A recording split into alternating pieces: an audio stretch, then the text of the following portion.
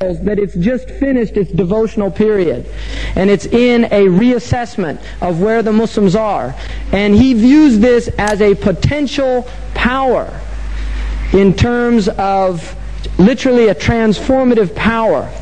Now, what I would just like to say in finishing all of this off is that in terms where we are as Muslims in relation to this big picture is that we are living in a time literally where the vast majority of people have manufactured ideas.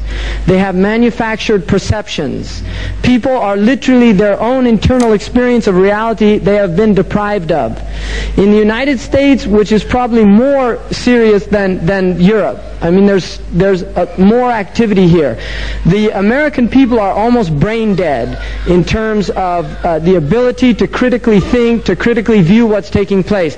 They regurgitate the ideas that are given to them through the mass media. There's almost no analyses of what's going on in the United States and in the rest of the world. The few intellectuals that speak out are either very arcane, abstruse, they don't have, they're unable to connect with the masses of people and are left to conferences of limited amounts of people, the framework of the dominant culture. In other words, it does not question basic assumptions of the dominant culture. And this is one of the most effective techniques of this culture, is that it allows for debate to take place, but yet it delineates and demarcates the boundaries of the discourse. And you are not allowed to step outside of those boundaries, for instance, and break polarization. They love to set up polarization. You're either a capitalist or a communist. There's no that's it. They set the dialectic, and then you are allowed to debate within the dialectic that they've already set. They have not allowed Islam into the discourse.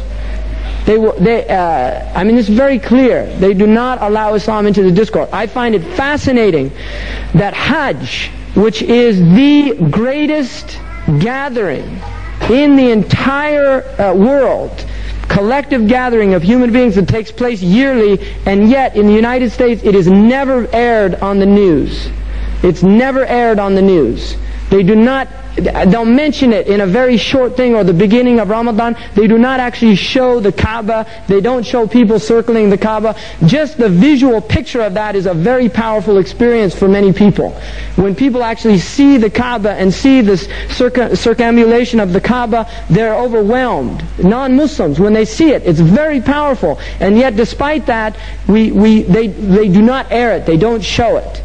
And so there is concerted effort not to present the Muslim image. Another thing that they love to do is to take extremist positions within the Islamic Ummah and literally blow them up, give full programs dedicated to looking at this, what they term quote-unquote fundamentalist type, fanatical, extremist. The angrier the better.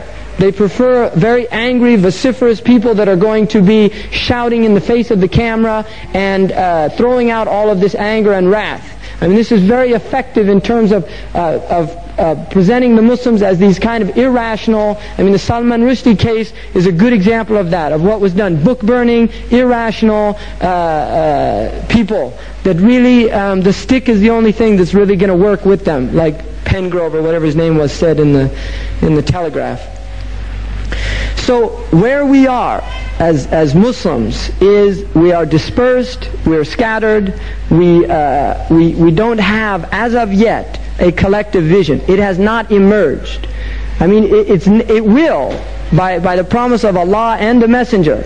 I mean, it will emerge. I don't have any doubts about that, and I hope none of you do, because the hadith is very clear that the Prophet ﷺ said in the Sahih that after the Jababira, he said, سَتَعُودُ الْخِلَافَةُ عَلَى مِنْهَجِ النُّبُوَّةِ, that this inheritance will return on the methodology of the prophets. So the khilafah of the Muslims will return. This is by nature of the situation.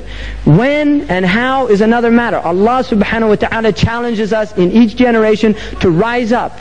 To rise up in each generation and to establish this deen. وَأَقِيمُوا الصَّلَاةِ. This is the eternal challenge of the Quran. وَأَقِيمُوا الصَّلَاةِ. It's an imperative. The establishment of prayer. The unification of the Muslims in terms of community. This is a time, literally, our house is on fire. And we have to stop arguing about which channel we're going to watch.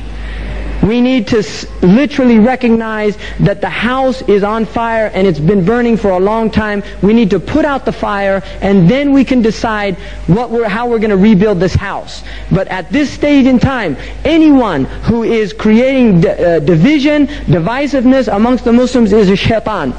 It's as simple as that. This is a shaitan. Those people that want to separate the Muslims through argumentation. We're not people of argumentation. Argumentation is a sign of error. The Prophet ﷺ said, مَا ضَلَّ قَوْمٌ بَعْدَ مَا أُوتُوا الْهُدَى إِلَّا مَا ضَلَّ قَوْمٌ بَعْدَ الْهُدَى إِلَّا أُوتَى الْجَدَلِ. No people ever go astray after they've been given guidance, except that it's replaced with argumentation. Argumentation is a sign of error. Malik radiallahu anhu did not argue. If he was in a gathering and people began to argue, he used to get up and say, Harb, you're a war. And we're of salam. We call Darul Islam is Darul Salam, the abode of peace. We're calling each other to peace. If we want to talk about things, first of all, we should recognize who we are and what our capacities are. If we are not scholars, then we should not be debating issues that we really don't know anything about. Sharia is something, it is not something that everybody can talk about. There are certain basic things that everybody knows. It's called al-ma'lum min ad-din bil-darura. And those type of things we all know. Khamr is haram. That's not a problem. But when we start getting into differences of opinion and these type of things, we have to recognize Amr bil Ma'ruf and Nahi an al-Munkar is a maqam. Not everybody is capable of making Amr bil Ma'ruf and Nahi an al-Munkar, and the Quran itself uses a particle in order to articulate that. فَلْتَكُنْ مِنْكُمْ ummah. This minkum is tab'id. It's a partitive by the vast majority of scholars. Now this does not mean condemning wrongs that are very clearly wrong. We're talking about those things in which there is difference of opinion. And the ikhtilaf of this ummah, and I don't care, those people say this is a weak hadith, the ikhtilaf of this ummah has always been a mercy amongst those who have knowledge. We do, because Allah recognizes that أَلَا يَعْلَمُ مَنْ خَلَقَ وَهُوَ اللَّطِيفُ الْخَبِيرُ. Human beings have different capacities, cognitive capacities. We understand things at different levels. The Sahaba themselves had different degrees of understanding. Abu Bakr's understanding is not the same as the rest of the Sahaba, and there are many hadiths that indicate that. And those core Sahaba radiallahu anhum that were around the Blessed Prophet sallallahu alaihi wasallam, they were not at the same, they were at a much higher intellectual capacity than other Sahaba. Which doesn't mean there wasn't benefit in all of them and blessing. No, but those people became the leaders. They themselves had disagreements, and yet they respected each other. Sayyidina Ali's fatwa differ from Umar radiallahu anhu. The fatwa of Ibn Abbas are very different from the fatwa of Ibn Umar radiallahu anhu. This is a fact. Historically, Ibn Mas'ud radiallahu anhu had different fatwa. So they themselves had different understandings. We should recognize that the Muslims do have different understandings, but they're within a generous framework. If people go outside of the framework, first of all, it is the job of the scholars to those rightly guided people who have the requisite knowledge in order to articulate these things, to delineate for us what those boundaries are, and when people go outside of those boundaries, unless the boundaries are clearly transgressed, in which every Muslim knows it. But there are many things that only appear to be a transgression to one person, and the scholar knows that in fact it's not a transgression, but rather it is a acceptable and rightly guided opinion of an imam from the A'immah. And so we have to begin to unify this ummah. This is the challenge of this time, is to begin to unify what has been separated. The kuffar have been dividing and conquering us for centuries. And we have to recognize that this is a game that we have to get out of. We have to just refuse to keep rolling the dice. Just say, no, we don't want to turn anymore. You play the game amongst yourselves. We're not going to play the game. They called literally the English Home Office, British Home Office, and the French called the destruction and dismantling of the Muslim empire, of the Ottoman Empire, they called it the Great Game. That was the term that they used for it. It's just a game for them. Go and cause fitna amongst people. And Muslims should not fall trapped to these type of things. So we should recognize, first of all, that we are in a Dajjalic system. We are in it now. We're part of it. We're in it. We should recognize it for what it is and begin to do those things that will enable us to protect ourselves and our children.